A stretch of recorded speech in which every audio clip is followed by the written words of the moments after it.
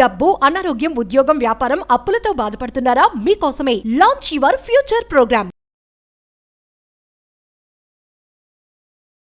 నమస్కారం డాక్టర్ శ్రీ ఆచార్య అనంతకృష్ణ స్వామి గారు. నమస్కారం. ప్రతి వీడియోలోనూ ఒక్కొక్క మ్యాజిక్ అయితే చేసుకుంటూ వచ్చేస్తారు. ఒక మ్యాజిక్ అయితే డెఫినెట్గా జరుగుతూ ఉంటుంది. అండ్ అది కూడా మనం సృష్టిలో కొన్ని విషయాలు మార్చలేం, కానీ మీ మాటల వల్ల వచ్చినటువంటి ఇన్స్పిరేషన్ ఏదైతే ఉంటుందో దృష్టికోణం అయితే మనం మార్చుకోవచ్చు కొన్ని విషయాలు. దృష్టికోణం మన సబ్జెక్ట్లో దృష్టికోణం మారిస్తే నువ్వు మారిపోతావు. అవును, అంతే. ఒక్కొక్క నెగిటివ్ షేడ్లో ఉండేటువంటి ఒక ఆలోచన మాత్రం ఇన్స్టెంట్గా ఇలా కూడా మార్చుకొని ముందుకెళ్ళిపోవచ్చు అనేటువంటి ఆలోచన అయితే డెఫినెట్గా వస్తుంది. నేనే sir, thank you so much doctor Shri Acharya Anantakrishna Swami గారు. ఈ వీడియోలో ఏం చెప్తున్నారు? మనకి చాలామంది కాంప్లైంట్ ఏంటంటే, సార్ నేను అక్కడి దాకా చేరాను, అయినా నాకు కావట్లేదు. ఒకటి. రెండోది, ఎంత ప్రయత్నం చేసినా కావట్లేదు. నేను ఎన్నోసార్లు చెప్పాను, మనం ఒక సబ్జెక్ట్ని పట్టుకున్న తర్వాత దాంట్లో సక్సెస్ కాలేనప్పుడు దాన్ని వదిలే, ఎందుకంటే మనం టైం వేస్ట్ చేసుకోవద్దు. బోలెడ్ సబ్జెక్టులు ఉన్నాయి, దాంట్లో వెళ్ళిపోవాలని చెప్పాను. ఇంత కఠినంగా ఎందుకు చెప్తావు గురుగారు అని కూడా నాకు చాలామంది కాంప్లైంట్ చేశారు. కొందరైతే నాతో గొడవ కూడా పెట్టుకున్నారు. మేము అన్నీ అయిపోయినాకనే ఈ సబ్జెక్ట్కి వచ్చినాము, వచ్చిన తర్వాత మళ్ళీ మీరు కాదంటే మేము పెట్టెళ్ళాలి. నేను బోలెడు సబ్జెక్టులు ఉన్నాయి, దాంట్లో ఇది ఒక పార్ట్ మాత్రమే. నేను అదే చెప్తున్నాను. ఏదైనా సరే ఒకదాన్నే పట్టుకొని ఇదే నా జీవితం అనుకుంటే కష్టం. దాంట్లో సక్సెస్ అయితే పర్లేదు, దాంట్లో సక్సెస్ అయితే మిమ్మల్ని మించిన వాడలేడు. కాలేనప్పుడు ఏం చేయాలంటే మనం పక్కదారి చూసుకోవాలి. ఓకేనా? దాన్ని పట్టుకుని సమయం డబ్బు వృధా చేయదు. నాకు తెలిసి ఒక వ్యక్తి ఉండేది, ఆయన ఒక మాట అనేది, మీరు ఒక బిజినెస్లో ఉన్నారు, ఓకే, దాని గురించి ప్రయత్నాలు చేస్తున్నారు, ఎంతో ప్రయత్నాలు చేస్తున్నారు, సక్సెస్ కావట్లేదు. బయటికి జనాలకు మాత్రం ఈయన ఏదో బిజినెస్ చేస్తున్నాడు, బాగానే సంపాదిస్తున్నట్టుగా ఒక బిల్డప్ ఉంది, ఓకేనా? కానీ లోపల ఎంత ఇబ్బంది అవుతుంది అనేది అతనికి తెలుసు. ఎందుకంటే అనుకున్నంత సేల్స్ కాలేకపోవచ్చు, లేదంటే అనుకున్నంత రాబడి రాకపోవచ్చు, ఇలా అనుకున్నట్టు వర్కర్స్ సహకరించకపోవచ్చు. అవన్నీ ఎట్లుంటాయంటే అనుభవించేవాడికి అర్థమవుతాయి. బయటికి చూసే వాళ్ళకి మాత్రం బాగానే ఉంది అనుకుంటారు, ఓకేనా? ఆయన ఏమంటాడంటే, ఒక బిజినెస్ ఒక లాంగ్ రన్ చేద్దామని అనుకున్నప్పుడు మీతో సక్సెస్ కాలేదు, ఒక 6 నెలలో 7 నెలలు ప్రయత్నం చేస్తారు, ఇమ్మీడియట్లీ వేరే బిజినెస్కి మారిపోండి. అలా అయినప్పుడు ఏమవుతుందంటే ఇంకో కొత్త బిజినెస్లో అనుభవం వస్తుంది. దాంతోపాటు మల్టీ బిజినెస్ ఒక 3-4 బిజినెస్లు పెట్టుకున్నప్పుడు ఏమవుతుందంటే, ఒకదాంట్లో మనకి ఏమైనా ఇబ్బంది అయినా సరే ఇంకోటి సక్సెస్ అవుతుంది.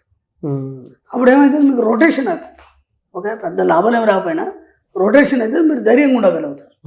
కానీ ఒకటే పట్టుకున్నారనుకోండి, అది ఫెయిల్ అయిందంటే మళ్ళీ లెవెల్ ఏరు. నాకెందుకో కరెక్ట్ అనిపించింది అది. నేను కూడా ఎన్నోసార్లు చెప్పాను, మీరు మల్టీపర్పస్ బిజినెస్ పెట్టుకోండి. దాంతోపాటు ఏంటంటే రెగ్యులర్ చేస్తున్న బిజినెస్తో కాకుండా ఒక ప్యాసివ్ ఇన్కమ్ అనేది ఒకటి పెట్టుకోండి. ఎందుకంటే మనిషికి అది తెలియదు, కానీ అది ఒక రకంగా మిమ్మల్ని సేవ్ చేస్తుంది. ఎంత వీలైతే అంత మ్యాక్సిమం మీరు ఏం చేస్తారంటే ఒక ప్యాసివ్ ఇన్కమ్, అది మీ ఇంటి వాళ్ళకి వచ్చే విధంగా. మీరు బయట మార్కెట్లో ఉంటారు, ఏదో రొటేషన్ చేస్తారు, ఏదో చేస్తారు, ఇంటి ఖర్చుల గురించి కానీ ఇంటి గురించి కానీ మీరు ఆలోచించకుండా, ఓకేనా, వాళ్ళు ఎప్పుడు మిమ్మల్ని అడగకుండా. ఇప్పుడు ఏమైందంటే, ఒక పప్పు అయిపోయినా ఉప్పు అయిపోయినా ఏమండి అయిపోయిందంటే అది ఎంత ఇది అనిపిస్తుంది. ఈ వయసులో ఇంత వయసు వచ్చి ఇంత జనరేషన్లో ఆ చిన్నదాన్ని కూడా వాడుకునే పరిస్థితిలో ఉండదు కదా. కాబట్టి వాళ్ళు అడగని పరిస్థితి ఏర్పరిచి వాళ్ళకు ఒక పాసివ్ ఇన్కమ్ని తయారు చేయండి మీ ఫ్యామిలీకి. ఇక వాళ్ళు మీకు డిస్టర్బ్ చేయాలి. అప్పుడు మీకు ఏమవుతుందంటే బిజినెస్ మీద కాన్సన్ట్రేషన్ బాగా వస్తుంది, అప్పుడు బిజినెస్ బాగా చేయగలుగుతారు. లేకపోతే ఇంటిది ఇది ఇవన్నీ మీకు కన్ఫ్యూజ్ అయిపోయి ఏమవుతుందంటే ఎప్పుడు కూడా నర్వస్ ఫీల్ అవ్వడం కానీ, లేదంటే బిజినెస్లో హెచ్చుతగ్గులు రావడం కానీ ఇవన్నీ జరుగుతాయి. కాబట్టి మీరు ఏం చేసినా చేయకపోయినా సరే ఒక ప్యాసివ్ ఇన్కమ్ని పక్కన పెట్టండి. ఎందుకు కావట్లేదు మనకు ఎందుకు కావట్లేదు, అనుకున్నది ఎందుకు రీచ్ కాలేకపోతున్నాం? ఇప్పుడు మన సబ్జెక్ట్లో మనం ఏమనుకున్నామంటే, మీరు ఏదైతే కోరుకుంటారో అది మీరు పొందుతారు. ఓకే, డబ్బు కావచ్చు, సంపద కావచ్చు, ఐశ్వర్యం కావచ్చు. మన సబ్జెక్ట్ డబ్బే కాబట్టి మనం ఓన్లీ డబ్బు మీద ఫోకస్ చేస్తాం. ఎలా ఉంటుందంటే, ఒక గమన వేగాన్ని అనుసరించి ఒక 2 వాహనాలు ఒకే వేగంతో పోతుంది పక్క పక్కన పోయినప్పుడు మనకి ఏమనిపిస్తుంది అంటే, 2 వాహనాలు పక్క పక్కన పోయినప్పుడు ఆ వాహనం కదిలిన ఫీలింగ్ అనేది మనకు ఉండదు, ఎందుకంటే స్తంభించిపోయిన ఫీలింగ్ ఉంటాం. ఎందుకంటే 2 ఒకే వేగంలో ఉన్నాయి కదా, ఓకేనా?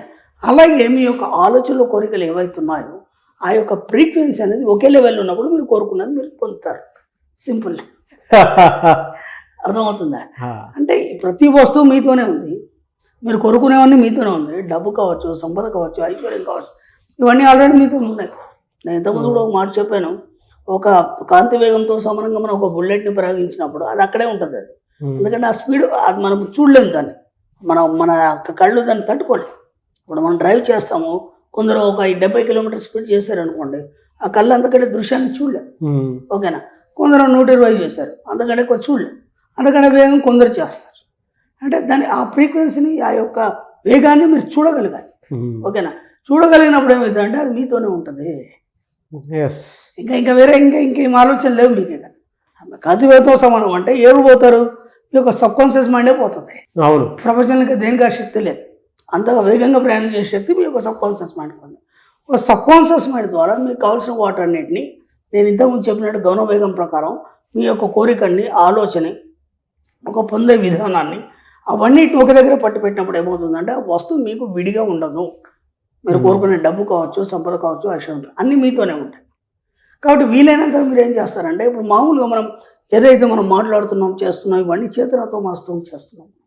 ఓకేనా? ఈ చేతనతో మనసులో ఏముంటుందంటే స్లో అనేది ఉంటుంది. అంటే మనకి ఆ దృశ్యంగా అగుపించాలి, దృశ్యం మనతో పాటు నడవాలి, ఇవన్నీ ఉంటాయి. అదే సబ్ కాన్షియస్ మైండ్కి అవన్నీ ఉండవు. కాబట్టి అది కాంతి వేగంతో ప్రయాణం చేస్తుంది. కాబట్టి వీలైనంత అంటే మీకు కావాల్సిన కోరికలు ఏవైతున్నాయో వాటన్నిటిని కూడా మీ సబ్ కాన్షియస్ మైండ్కి అప్పచెప్పండి. అది కూడా ఎన్నోసార్లు చెప్పుకున్నాం. ఎప్పుడప్పుడు చెప్పాలి? నిద్రలోకి జారే ముందు అప్పచెప్పండి. ఆ నిద్రలోకి జారే ముందు వాటన్నిటిని మీరు కలిగి ఉన్నట్టు అప్పచెప్పండి. అప్పుడు ఏమవుతుందంటే వాటన్నిటిని ఆ కాంతి వేగంతో సమానంగా తీసుకొచ్చి మీ యొక్క జీవితంలో సమకూరుస్తుంది. అంతే సింపుల్, ఇంకేం లేదు. ఎలా వస్తాయి మనం కోరుకున్న డబ్బు కానీ, సంపద కానీ, ఐశ్వర్యం అంటే కేవలం మీరు ఆ యొక్క వేగాన్ని, ఫ్రీక్వెన్సీని మీరు ఎప్పుడైతే అందుకుంటారో, ఇంకా అవి వేరుగా మీతో లేవు కాబట్టి, మీతోనే ఉన్నాయి కాబట్టి అవన్నీ మీరు పొందాలి. చాలా ఈజీ. ప్రతి ఒక్కరికి ఒక ఆలోచన ఉంటుందండి. అంటే కూర్చున్న చోటే డబ్బు ఎలా వస్తుంది అని అంటే, మన ఫ్రీక్వెన్సీ మీరు ఇందాక అన్నట్లు మ్యాచ్ చేయాలి. ప్యారలల్గా అది డెఫినెట్గా ఇక్కడ ఒక టార్గెట్ పెట్టుకొని దాని వెనక మనం పరిగెట్టడానికి మన ఆలోచనలు అక్కడ పంపిస్తున్నాము అని అంటే దాన్ని తగ్గట్టు రిసోర్సెస్ అన్నీ దొరుకుతాయి. ఇప్పుడు నేను ఐఏఎస్ అవ్వాలి అని అంటే నా టార్గెట్ అక్కడ ఆ విధంగా కనిపించినప్పుడు ఆ రిసోర్స్ దాన్ని తగ్గట్టే మారుతూ వస్తూ ఉంటాయి.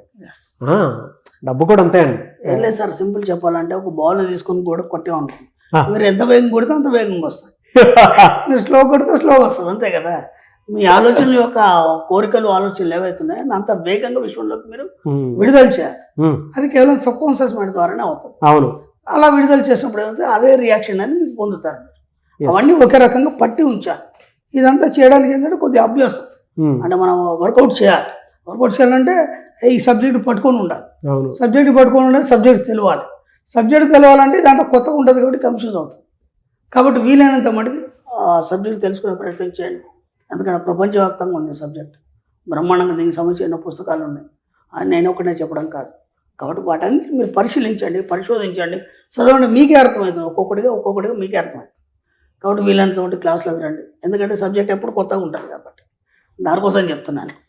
బట్ ట్రూ సార్, అంటే మీరు చెప్పే విషయం ఏదైనా సరే అండి చాలా క్షుణ్ణంగా సాధన చేయాలన్న ప్రాక్టీస్ వల్లనే వస్తుంది. పైగా సబ్జెక్ట్ పట్టుకోగలగాలి.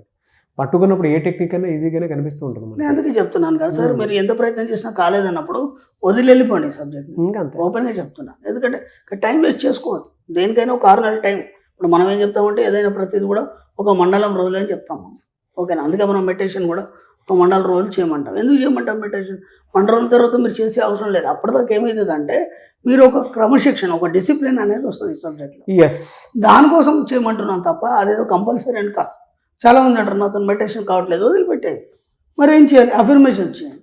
అఫర్మేషన్ మీరు కోరుకునే కోరికలు ఏవైతున్నాయి అవే అఫర్మేషన్స్. వాటిని పదే చెప్పండి. ఎందుకంటే కొత్తగా మీరు రాసుకుంటూ కూర్చోవడం అవన్నీ ప్రాథమిక దశలో. మనం స్టార్టింగ్లో ఏంటంటే ఆ సబ్జెక్ట్ చిన్న పిల్లలకు చెప్పినట్టు కొత్తలో కాబట్టి ఒక్కొక్కటి చెప్పుకుంటూ వచ్చాం. ఇప్పుడు ఇన్ని వీడియోలు అయిపోయినాయి, ఇన్ని క్లాసులు అయిపోయినాయి. ఇప్పుడు మీకు మంచి నాలెడ్జ్ వచ్చింది, ఎంతోమంది సాధించారు. ఎప్పుడు కూడా మళ్ళీ రాసుకుంటూ కూర్చోమని చెప్పలేం కదా మనం. కాబట్టి జస్ట్ అఫర్మేషన్ అంటే మీరు ఏదైతే కోరుకుంటున్నారో అదే అఫర్మేషన్. అంతకంటే దాన్ని పదే చెప్పండి. ఇంకా రాసే అవసరం లేదు రాయాలి మేము రాస్తామంటే ఒక టైం కేటాయించుకోండి. మీకు ఎప్పుడు ఫ్రీ ఉంటే అప్పుడు రాయండి అంతే. కాబట్టి బాగా ఆలోచించండి. మీ కోరిక, ఆలోచన అనేది రెండు ఒకే ఫ్రీక్వెన్సీలో పోయినప్పుడు మీరు కోరుకునేది ఏదైనా మీరు పొందగలుగుతారు. Fantastic sir. థ్యాంక్ యూ అండి. Thank you so much doctor Shri Acharya Antakshana Swami గారు. Thank you.